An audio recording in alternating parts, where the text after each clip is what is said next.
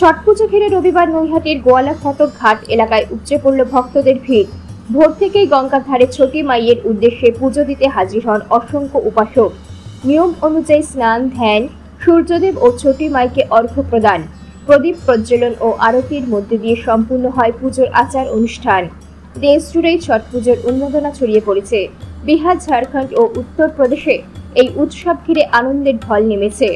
বাংলার কলকাতা, হাওড়া, উত্তর 24 পরগনা, আসানসোল ও দমদমের বিভিন্ন ঘাটেও চলছে ছট পুজোর আয়োজন। প্রবাসী, বিহারি ও স্থানীয় মানুষ মিলেমিশে পালন করছেন এই ঐতিহ্যবাহী উৎসব। রাজ্যের বহু ঘাটে আলোকসজ্জা, সাংস্কৃতিক অনুষ্ঠান এবং ভক্তদের জন্য নিরাপত্তা ব্যবস্থাও লক্ষ্য করা যাচ্ছে। নৈহাটি শহরেও ছিল উৎসবের একই আবহ। ভিড় সামলাতে পুলিশ এবং স্বেচ্ছাসেবকদের ছিল কড়া নজরদারি।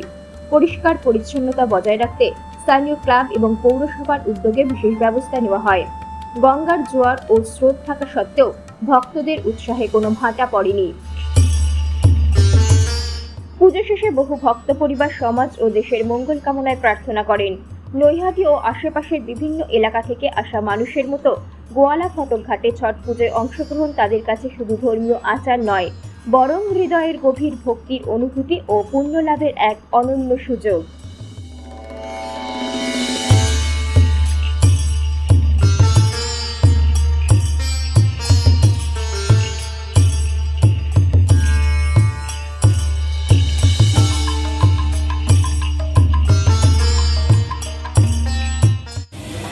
अच्छा, ये छठ पूजा के बारे में आप क्या बताना चाहती हैं?